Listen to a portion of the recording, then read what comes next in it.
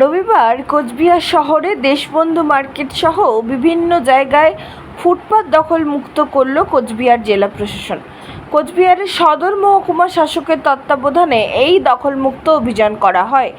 যে সকল ব্যবসায়ীরা ফুটপাত দখল করে ব্যবসা চালাচ্ছিল ও দোকান করেছিল তা সমস্ত জেসিবি দিয়ে গুঁড়িয়ে দিল জেলা প্রশাসন।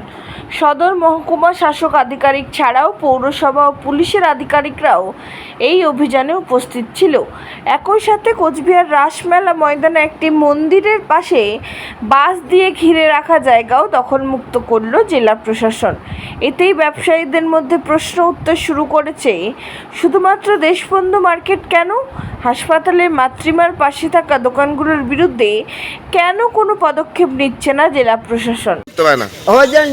হাসপাতালে ইমার্জেন্সি রয়েছে, মাতৃমার ওদিকে একটা অ্যাম্বুলেন্সও ঢুকে পায় না, টোটোগুলো একেবারে ব্লক করে ছাড়ে।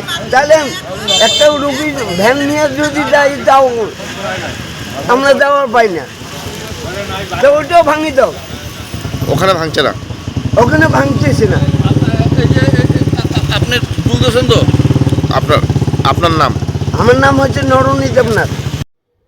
Bureau report, PB news.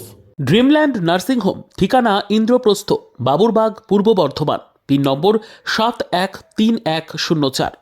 যোগাযোগের নম্বর 9775163111।